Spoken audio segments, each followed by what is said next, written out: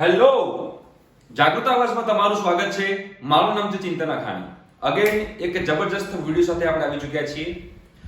એક સરકારનો બહુ મોટો ડિસિઝન જે છે એનું ઇમ્પ્લિમેન્ટેશન થવા જઈ રહ્યું છે, રાઈટ?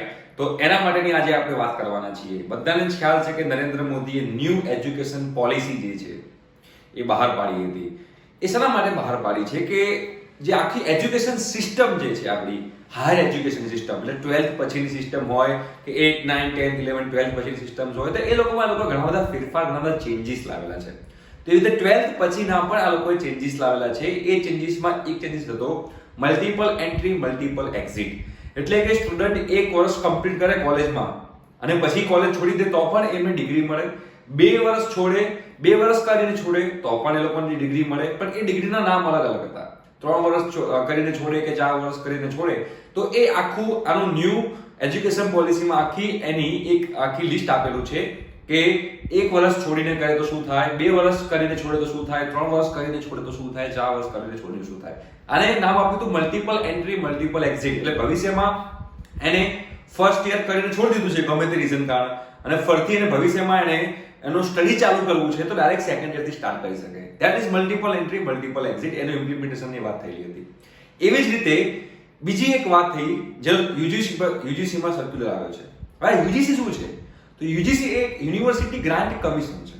એટલે કે જેટલી પણ કોલેજ જે છે એ બધી કોલેજ યુજીસી ના સર્ટિફાઈડ હોય, બરોબર? બધી યુનિવર્સિટીઝ જે છે એ બધી યુનિવર્સિટીઝ યુજીસી ગ્રાન્ટેડ હોય. ઓકે, જે યુજીસી ગ્રાન્ટેડ કોલેજ હોય એ જેન્યુઅન કોલેજ કહી શકાય. આપણા ગુજરાતમાં તમામ યુનિવર્સિટીઝ જે છે એ યુજીસી ગ્રાન્ટેડ છે. તો આ સર્ક્યુલર જે આવ્યો છે એ યુજીસી ની વેબસાઇટ પર આવેલો છે. આ સર્ક્યુલર શું કહે છે ભાઈ? તો હવે સ્ટુડન્ટ એક સાથે 2 ડિગ્રી પણ લઈ શકશે. વચ્ચે બંધ હતું આ વસ્તુ. એક સાથે 2 ડિગ્રી એટલે તમે કોમ્પ્યુટર એન્જિનિયરિંગ અને મિકેનિકલ એન્જિનિયરિંગ બંને સાથે કરી શકો, કોમ્પ્યુટર આઈટી બંને સાથે કરી શકો.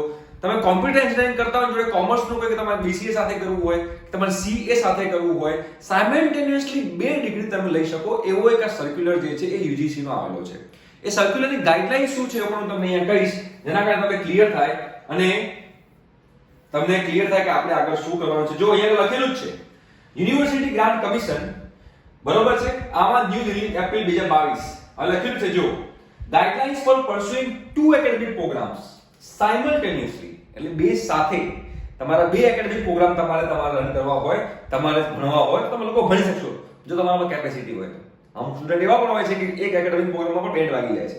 પણ જે લોકોને એવો ઇન્ટરેસ્ટ પડે કે એના મારે મિકેનિકલ સાથે સિવિલ પણ કરવું છે, કોમ્પ્યુટર પણ કરવું છે, તો પરસ્યુઇંગ 2 2 થી વધારે નહીં, કાં તો 1 કાં તો 2, તો તમારે ડિસિઝન લેવાનો છે. અને ક્યાંથી લાગુ પડશે એ બધી વસ્તુ જે છે આપણે અહીંયા ડિસ્કસ કરવાના છીએ. ઓકે, તો ગાઈડલાઈન શું છે? ગાઈડલાઇન્સ આપણે તમને ડિસ્કસ કરી લો કે a student can pursue 2 full time academic programs in physical mode. તમે ફિઝિકલ મોડમાં એટલે કે ઓફલાઈનમાં તમે 2 ફિઝિકલ પ્રોગ્રામ તમે અટેન્ડ કરી શકો છો, provided that in such cases classes timing for one program do not overlap with the classic timing for other program. એટલે તમે 2 ફિઝિકલ પ્રોગ્રામ તમે સિલેક્ટ કરો, ફોર એક્ઝામ્પલ કોમ્પ્યુટર એન્જિનિયરિંગ અને મિકેનિકલ એન્જિનિયરિંગ તમે એવી રીતે સિલેક્ટ કર્યું છે, તો હવે એના જે તમારા ટાઈમિંગ જે હોય ટાઈમિંગ ક્લેશ ના થવા જોઈએ. એટલે બંનેનો ટાઈમ સવારે 8 થી 1 ના હોવો જોઈએ. તમારે સવારે 8 થી 1 તમે કોમ્પ્યુટર કરતા હો તો પછી બપોરે 1 થી 5 માં કે 1 થી 6 માં તમે મિકેનિકલ કરતા હોવા જોઈએ. એવી રીતે ફિઝિકલ મોડમાં કરતા હો એટલે કે ઓફલાઈન કરતા હો તો એવા સંજોગોમાં તમારા ટાઈમિંગ જે છે ક્લેશ થવાના જોઈએ. એક આ ગાઈડલાઈનમાં છે. A student can pursue 2 academic programs, one in full-time physical mode and another in open and distance learning or online mode, or up to 2 online programs simultaneously. એટલે શું કહેવા માંગે છે કે તમે એક ફિઝિકલ મોડમાં લો અને એક ઓનલાઈન મોડમાં લો તો પણ ચાલશે, રાઈટ? એ તમારી પર ડિપેન્ડ કરે છે તમારે બંને ફિઝિકલ મોડમાં લેવા છે કે એક ફિઝિકલ મોડ એક ઓનલાઈન મોડમાં લેવું છે. એ બધી વસ્તુ જે છે તમારી પર ડિપેન્ડ કરશે. Degree or diploma programs under online mode shall be pursued with only such higher education institute which are recognized by UGC. જે UGC માં રેકોગ્નાઇઝ છે એમાં જ ડિગ્રી અને ડિપ્લોમાની અંદર આવા ઓનલાઈન કોર્સિસ ચાલી શકશે. સાયમલ્ટેનિયસલી કીધું કે તમે એક ફિઝિકલ ને તમે ઓનલાઈન મોડમાં જઈ શકો, તો ઓનલાઈન મોડમાં તમે એવી જ કોલેજમાં કરી શકશો કે જે UGC થી સર્ટિફાઈડ હોય, UGC ગ્રાન્ટેડ હોય, UGC રેકોગ્નાઇઝ્ડ હોય. એવી કોલેજમાં તમે લોકો આ પ્રોગ્રામમાં તમે રન કરી શકશો. Degree or diploma programs under this guideline shall be governed by the regulations notified by the UGC and also the respective statutory professional councils wherever applicable. એટલે કે ડિગ્રી અને ડિપ્લોમાના પ્રોગ્રામ જે છે under this guideline shall be governed by the regulation notified by the UGC. આના જે rules and regulation જે છે એ જે યુજીસી વડે આયા હશે એ રૂલ્સ એન્ડ રેગ્યુલેશનના આધારે દરેક કોલેજ જે છે આ સાયમલ્ટેનિયસલી બે પ્રોગ્રામ સ્ટુડન્ટને ઓફર કરી શકશે. એના રેગ્યુલેશન શું છે અને શું નહીં એ શોર્ટ ટાઈમમાં આવી જશે, right. This guideline shall come into effect from the date of the notification by the UGC. એટલે કે યુજીસી વડે નોટિફિકેશન આવી ત્યારથી જ આ જે ગાઈડલાઈન છે એ ઇમિડિયેટલી ઇફેક્ટમાં આવશે. નો retrospective benefits can be claimed by the students who have already done two academic programs simultaneously prior to the notification of the guideline. અમુક કોલેજો એવી હશે કે જે લોકો બે પ્રોગ્રામ સાથે ઓફર કરતા હશે, જે લોકો ઓલરેડી કરતા હશે તો એને કોઈ એક્સ્ટ્રા બેનિફિટ મળશે નહીં. The above guideline shall be applicable only to the students pursuing academic program other than PhD. જે લોકો PhD કરતા હોય એ લોકો માટે નથી. PhD સિવાય કોઈ પણ તમારો એકેડેમિક પ્રોગ્રામ હોય, BCA, BCom, એન્જિનિયરિંગ, ફાર્મસી, કોઈ પણ હોય, PhD સિવાયનું કોઈ પણ હોય, તમે લોકો આમાં સાયમલ્ટેનિયસલી બે ડિગ્રી તમે લઈ શકશો.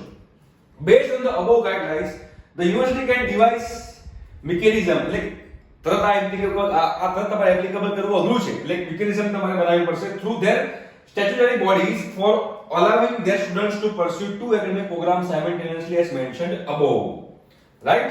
એટલે હવે તમારી દરેક કોલેજ જે છે એક આ મિકેનિઝમ તૈયાર કરશે અને એ મિકેનિઝમના આધારે દરેક સ્ટુડન્ટને જેને પણ એક સાથે બે એકેડેમિક પ્રોગ્રામમાં પાર્ટિસિપેટ કરવું હોય, એક સાથે બે ડિગ્રી એ લોકોએ લેવી હોય તો એ લોકો લઈ શકશે.